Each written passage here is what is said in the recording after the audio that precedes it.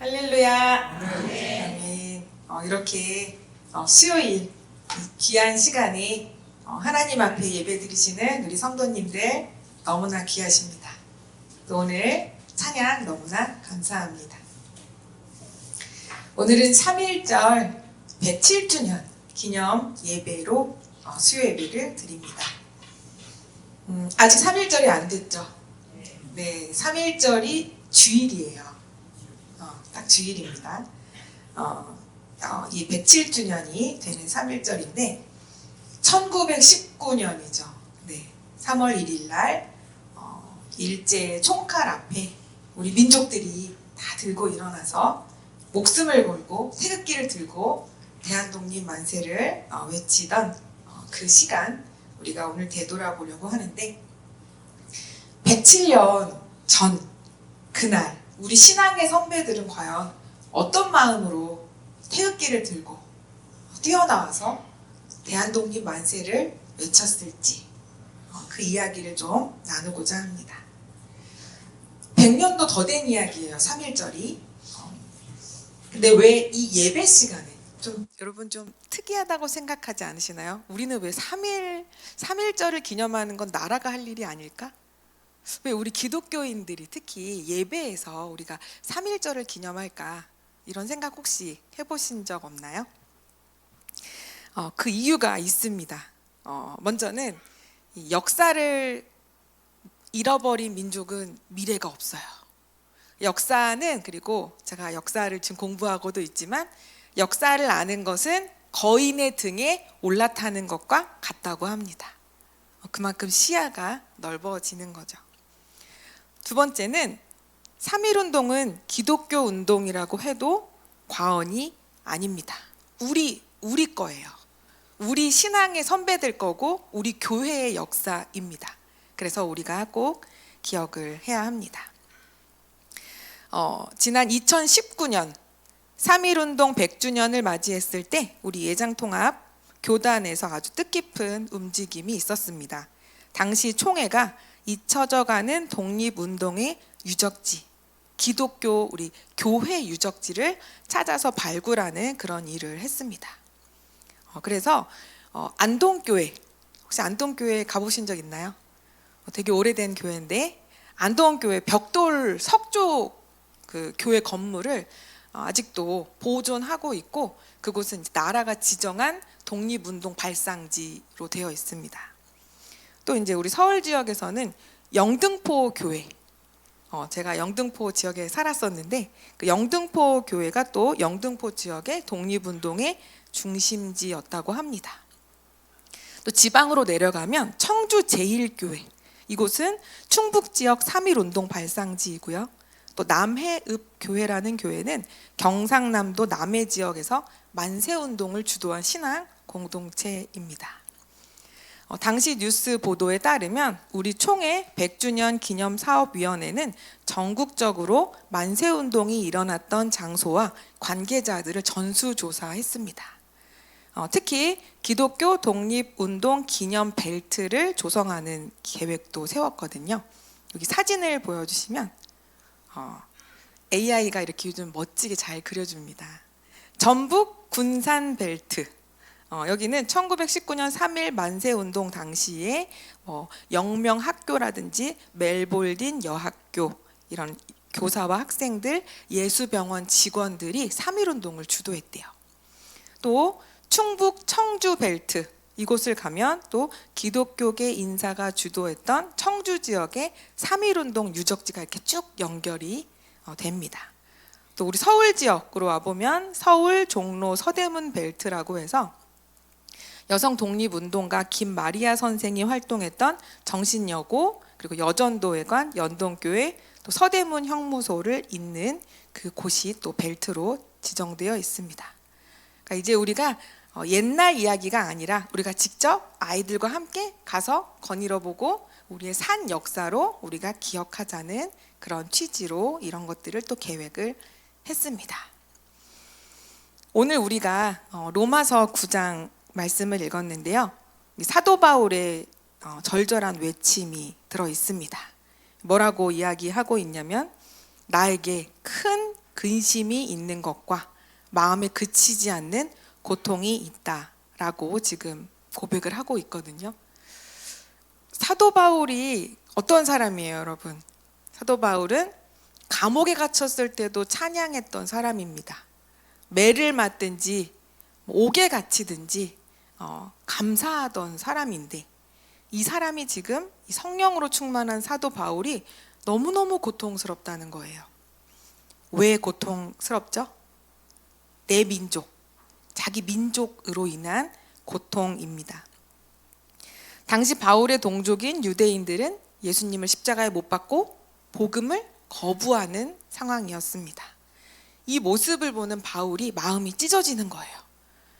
유대인들은 예수님도 유대인이시고 예수님을 누구보다 믿어야 할 우리 민족들이 예수님을 거부하고 배척하는 모습을 볼 때 가슴이 찢어지는 거예요.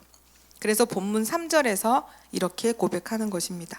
나의 형제 곧 고륙의 친척을 위하여 내 자신이 저주를 받아 그리스도에게서 끊어질지라도 원하는 바로라. 우리 성도님들 자녀 키워보셔서 잘 아실 거예요. 자녀가 큰 병에 걸리면 어떻죠? 어때요? 차라리 내가 대신 아프겠다.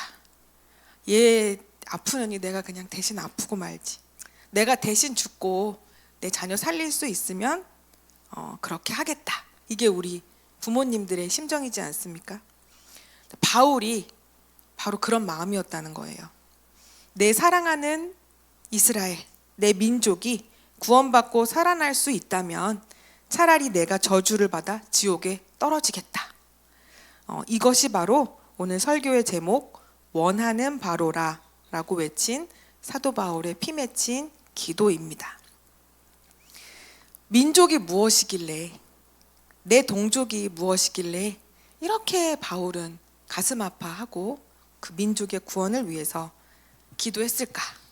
우리가 한번 상상을 해보면 좋겠습니다. 이 107년 전 광석교회 분명히 선배님들도 계셨을 거예요.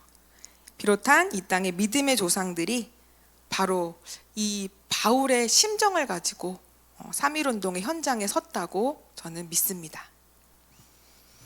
다시 이제 과거로 한번 돌아가 볼게요. 1910년 이제 우리나라가 국권을 완전히 빼앗겼죠. 일제에 깜깜한 어둠 속에 있었습니다. 일본 헌병 경찰들이 칼을 차고 다니면서 교회에 와서 목사님들의 설교를 그때 감시했어요. 와서 앉아 있는 거예요. 무슨 얘기하나, 독립운동 얘기 한마디라도 해봐라, 이런 마음으로 쳐다보는 그런 감시를 당하던 시절입니다. 한국교회는 하지만 침묵하지 않았습니다. 3.1운동을 준비할 때의 일 몇 가지를 이야기해 드리겠습니다. 여러분들이 잘 아는 민족 대표 몇 명이죠? 33인 중에서 몇 명이 기독교인이었을까요? 정답이 막 나오는 것 같아요. 16명, 16명이 기독교인이었습니다. 목사님이 13명, 장로님을 포함한 평신도가 3명. 당시 우리나라의 전체 인구 중에서 예수님을 믿는 인구가 몇 명 정도 됐을까요? 전체 인구의 1.3%, 많아봤자 1.5%라고 합니다. 그런데 그럼 100명 중에 1명? 이 정도죠. 근데 민족 대표 가운데는 거의 절반 가까이가 기독교인이 들어갔습니다. 이게 어떻게 된 일일까요? 우리 교회가 민족의 아픔을 외면하지 않고 애국 운동에 가장 앞장섰다는 것입니다. 우리는 사실 죽음이 두렵지 않거든요. 우리는 살아서도 이 땅에서 주님과 동행, 죽어도 천국, 이 신앙이 있었기 때문에 우리 기독교인들, 우리 민족의 지도자들 가운데 많은 분들이 목숨을 건 민족의 지도자로 사역을 하였습니다. 무엇보다 감동적인 것은 우리 선조님들의 신앙의 지조와 연합의 정신입니다. 처음에 이제 천도교 당시에 이 운동을 하려면 전국 조직이 있어야 되잖아요. 전국 조직. 근데 우리나라에 천도교가 있었고 또 기독교가 전국에 조직이 있었습니다. 그리고 우리 기독교는 참 그 당시에 왜 많은 지도자를 배출할 수밖에 없었냐면 교회 오면 앞에 자꾸 나와서 대표 기도해야 되죠. 사회도 봐야 되죠. 못해요 해도 할 일이 많습니다. 앞에서 회의도 주도해야 하고요. 이런 일들을 자꾸 하다 보니까 이 사람들을 이끄는 역할들을 또 감당하게 되었고요. 태극기를 당시에 그리지 않고 교회가 등사기를 가지고 있었어요. 복사기를. 그 당시에. 그래서 교회가 태극기를 다 찍어가지고 만들어서 교회로부터 태극기들도 막 나눠주는 일들도 교회가 중심이 되었습니다. 천도교가 좀 세가 많았어요. 천도교가 처음에 고종 황제의 장례식 때는 사람들이 모여도 일본 사람들이 제지를 하지 않을 것이다. 그래서 고종 황제 장례식 직전인 3월 2일에 원래 우리나라 3.1운동이 아니라 3.2운동이 될 뻔했어요. 원래 계획은 만세를 부르자고 제안을 했는데 달력을 보니까 그날이 주일인 거예요. 주일날 우리가 아무리 나라 살리겠다고 우리 기독교인들이 주일날 안 되죠. 우린 예배 드려야죠. 그래서 우리나라 기독교 대표들이 단호하게 말한 거예요. 우리는 나라를 위해 목숨을 바칠 각오는 되어 있지만 주일은 하나님께 온전히 예배드려야 하는 날이기 때문에 그날은 안 됩니다. 한 거예요. 그래서 천도교 측이 양보해서 거사 날짜를 하루 앞당겨서 토요일인 3.1절 3월 1일에 결정을 하게 된 것입니다. 이런 비화가 있었습니다. 기독교인으로 인해서 변화된 거죠.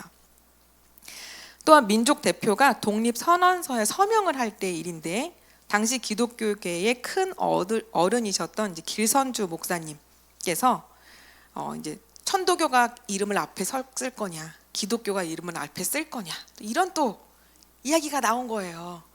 여러분 중요하잖아요. 누가 맨 앞에 이름을 쓸 것인지. 그런데 그때 길선주 목사님께서 이렇게 말했대요. 나라를 되찾는 이 큰 일을 앞두고 이름 적는 순서가 무엇이 중요하냐. 우리 양보합시다. 그래서 기독교가 천도교에게 양보를 하여서 손병희 선생님이 이제 가장 먼저 이름을 쓰게 된 것입니다.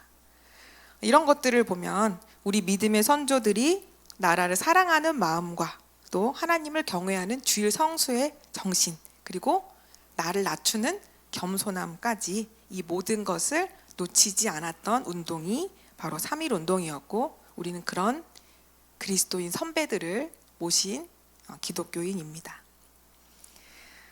또 재미있는 이야기를 해드리겠습니다.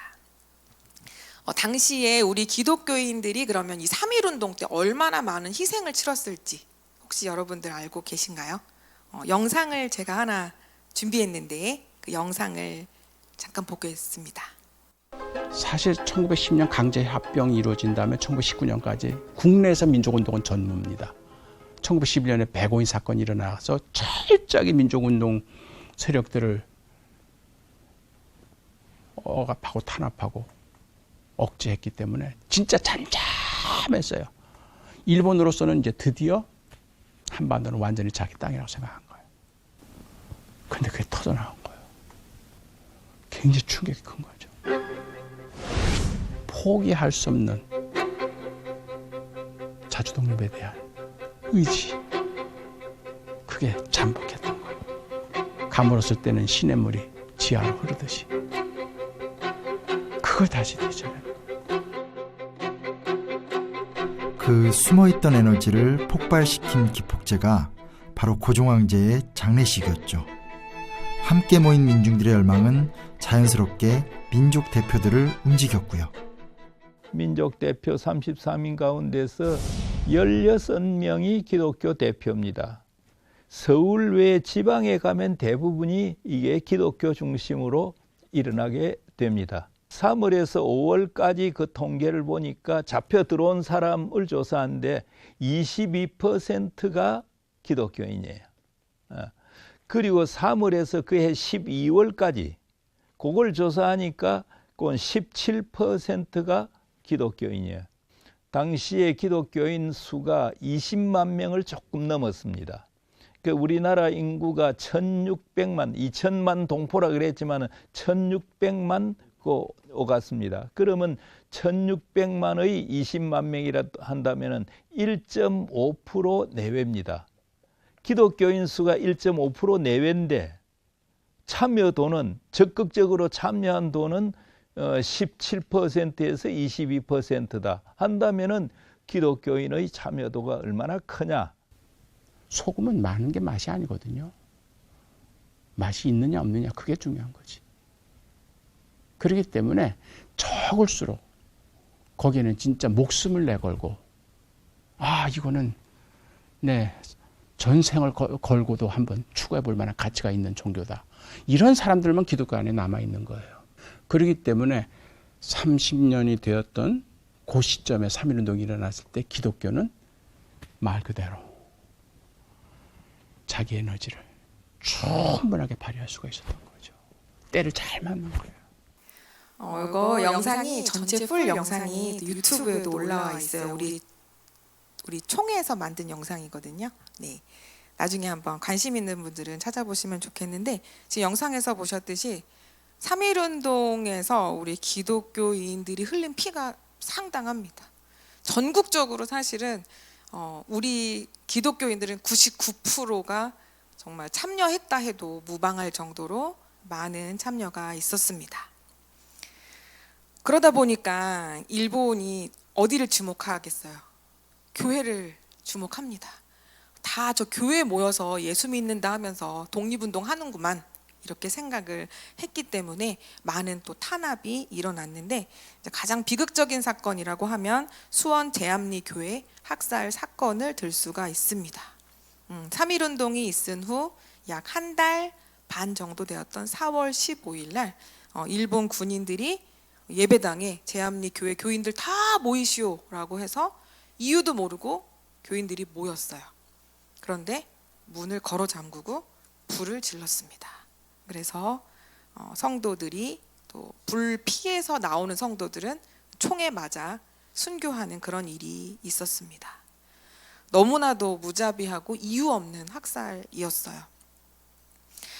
이것이 어떻게 이렇게 드러나게 됐냐면 우리 역사 표현에 34번째 민족 대표라고 부를 만큼 3.1운동을 널리 알렸던 캐나다 선교사 스코필드 박사님이 계셨는데 이분이 제암리 소식을 듣고 바로 달려가서 사진을 찍고 이것을 전 세계에 알려서 일본이 그때 아주 외교를 잘해서 굉장히 젠틀하게 그리고 한국 조선은 일본의 다스림을 매우 환영한다라고 모두 알고 있는 그때의 이 독립운동 3.1운동과 함께 제암리 사건을 통해서 그렇지 않구나 실상은 전 세계에 알려질 수 있었습니다.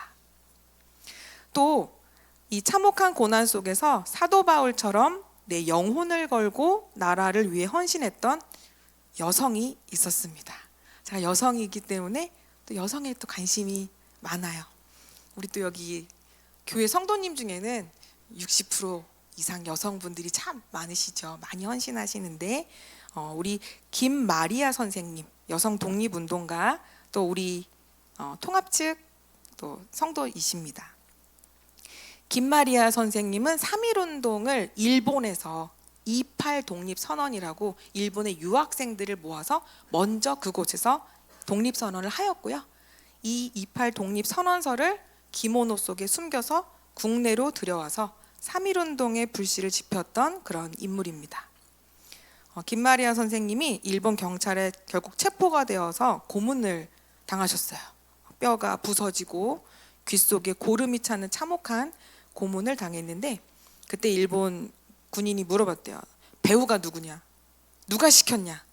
아주 일망타진하겠다. 그럴 때 김마리아 선생님은 내 배우는 오직 하나님밖에 없습니다.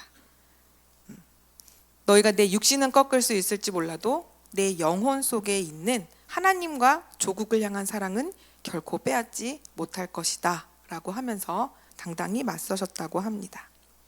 평생을 독신으로 사셨던 김마리아 선생님은 고문의 후유증으로 고통을 받았지만 돌아가실 때까지 이 나라를 위해서 참 많은 기도를 하셨습니다. 사랑하는 성도 여러분, 김마리아 선생님의 이 처절한 헌신이 바로 우리 오늘 읽은 사도 바울의 고백과 뭐가 다를까요? 나라를 사랑하는 마음, 민족을 사랑하는 마음은 참 동일하다고 생각합니다. 내 자신이 저주를 받아서 끊어질지라도, 내 자신이 죽음에 이르게 될지라도 내 조국 대한민국이 자유의 빛을 찾기를 원한다는 그 마음, 우리 신앙의 선배들이 바로 이렇게 살았고 이렇게 지켜낸 것이 우리 자유 대한민국 그리고 우리 교회입니다. 네, 피 흘림이 없이는 하나님의 아름다운 역사가 일어나지 않는 것 같아요. 누가 피를 흘릴 것인가? 그것은 하나님께서 주시는 마음을 주신 그 사람이 피를 흘리는 것 같습니다. 그런데 이렇게 많은 피를 흘렸는데 교회가 그럼 3.1운동 뭐 망한 거 아니냐? 만세 부르고 핍박당하고 잡혀가고 당장 독립을 이룬 것도 아니고 3.1운동 실패한 거 아닙니까? 이렇게 물어보시는 분들이 있을 수 있습니다. 결코 그렇지 않습니다. 3.1운동은 우리가 사랑하는 대한민국의 뿌리를 완전히 바꾸어 놓은 위대한 역사입니다. 제가 신학을 공부하기 전에도 먼저 학교에서 역사 시간에 대학교에서 3.1운동이 이렇게 중요한 운동이라는 것을 배웠습니다. 먼저. 그리고 또 신학에 오니까 또 이게 우리 역사인 거예요. 가장 3.1운동의 큰 열매는 대한민국 임시정부의 수립입니다. 3.1운동 직후에 상해에 세워진 임시정부는 4,000년 동안 이어왔던 왕이 있던 우리나라를 백성이 주인이 되는 민주공화국으로 처음으로 선포한 것입니다. 임시정부 헌장 제1조 대한민국은 민주공화제로 한다. 여기에 도장을 꽉 찍었습니다. 또 놀라운 것은 당시 임시정부를 이끌었던 이승만 의장을 비롯해 국무위원 8명 중 7명이 기독교인입니다. 오늘 우리 광석교회 성도님들이 마음껏 예배드리고 마음껏 주님 만나고 우리 교회에 온다고 감옥 안 가죠. 신의 악단 최근에 영화가 유명하던데 우리 예수님 부른다고 잡혀가지 않습니다. 이런 귀한 자유는 바로 우리 선각자들의 피와 눈물에 위에 있습니다. 또 3.1운동을 겪으면서 우리 백성들이 교회를 바라보는 눈이 완전히 달라졌어요.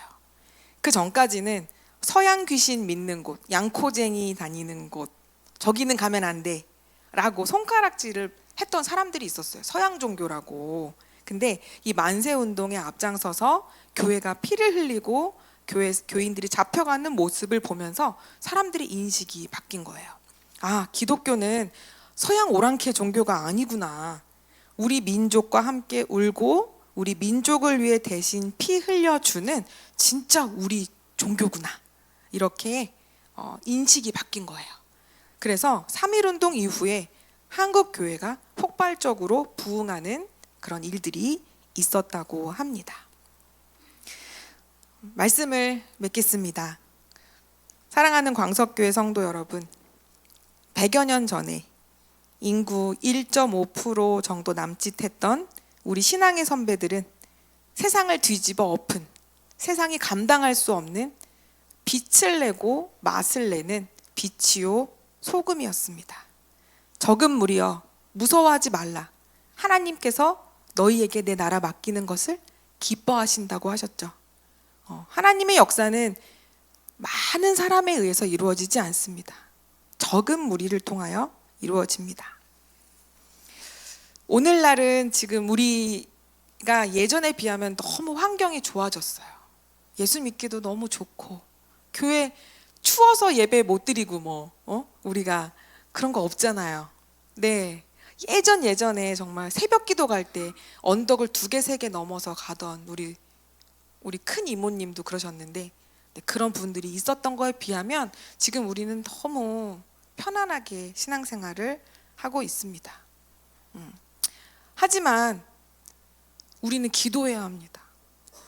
우리나라 대한민국 통일 이런 이야기를 이젠 더 이상 일반적인 사람들은 하지 않습니다. 손해라고 생각해요. 이런 것은 누구만 할 수 있을까요? 우리 기독교인이 우리는 할 수 있다고 생각합니다. 민족 사랑으로 눈물을 흘려야 하고 또 내게 주어진 십자가를 지고 나아가야 합니다. 우리가 지금 할 수 있는 것이라고는 사실 우리 가족들, 우리 자녀들에게 믿음을 물려주고 우리가 나라 민족을 위해서 더 기도하는 것뿐입니다. 그러나 이 기도가 결국은 대한민국을 또 우리나라를 살리는 역할을 감당할 줄 믿습니다. 이번 3.1절을 맞이하면서 이 나라의 믿음의 선조들이 피로 지킨 대한민국과 한국교회 그리고 우리 광석교회를 가슴에 품고 다시 한번 뜨겁게 이 나라를 위해서 기도하겠다고 다짐하시는 우리 모든 성도님들 되시기를 주님의 이름으로 축복합니다. 지금은 엘리야 때처럼 주 말씀이 선포되고 또 주의 종 모세의 때와 같이 언약이 성취되네. 비록 전쟁과 기근과 핍박